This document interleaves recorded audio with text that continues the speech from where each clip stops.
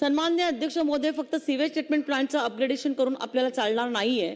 तर माझी सरकारला विनंती आहे की या सीवेज ट्रीटमेंट प्लांटच्या जे काही मलवाहिका असतात की ज्या मेन सीवेजच्या लाईन्स ह्या ज्या हा सगळा सीवेज वाहून सीवेज ट्रीटमेंट प्लांट पर्यंत नेतात ते 40 वर्ष जुन्या झालेला आहे। सन्माननीय अध्यक्ष महोदय, ह्याची आता आउट ऑफ कॅपॅसिटी झालेला आहे। लोकसंख्या नाशिक शहराची वाढलेली आहे, सीवेजचं प्रमाण वाढलेलं आहे, त्या ठिकठिकाणी फुटलेल्या आहे आणि त्यामुळे ह्या सीवेजच्या मेन लाईन्स ज्या आहेत गोदावरी आणि नंदिनी नदीवरच्या ह्या दोन्ही लाईन्स बदलणं खूप गरजेचं आणि क्रमप्राप्त आणि महत्त्वाचं आहे।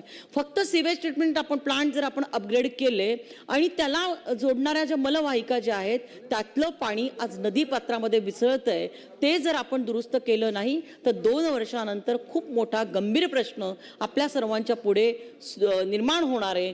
गोदावरी नदीला शुद्ध करण्यासाठी, स्वच्छ करण्यासाठी, पवित्र करण्यासाठी, त्याचं प्रदूषण रोखण्यासाठी सन्माननीय अध्यक्ष महोदय, माझी सरकारला विनंती आहे, राज्याच्या नगरविकास आणि उपमुख्यमंत्र्यांना माझी विनंती आहे की ह्याच्यासाठी जवळपास नाशिक महानगरपालिकेने डीपीआर तयार केले आहे, त्याच्यासाठी जवळपास 1100 कोटी रुपयाचा निधी लागणार आहे। सन्माननीय अध्यक्ष महोदय, हा 1100 कोटी रुपयाचा निधी जरी लागणार असेल तर त्याच्यामध्ये गोदावरी आणि नंदिनी ह्या 2 नद्यांमधून जे काही पाणी नदीपात्रामध्ये जाऊन मिसळतंय ते पाणी आपण थांबवणार आहोत। त्यामुळे सन्माननीय अध्यक्ष महोदय, माझी कळकळीने नाशिक शहराच्या सगळ्या नागरिकांच्या वतीने, महाराष्ट्राच्या जनतेच्या वतीने, कारण सिंहस्थमध्ये देशभरामधून नागरिक येणार आहे आणि त्याचं पावित्र्य राखणं हे आपलं काम आहे। म्हणून माझी सरकारला विनंती आहे की हे महत्त्वपूर्ण काम सरकारने अजून सिंहस्थच्या आराखड्यामध्ये घेतलेलं नाहीये, ते सरकारने त्याला घेण्यात यावं।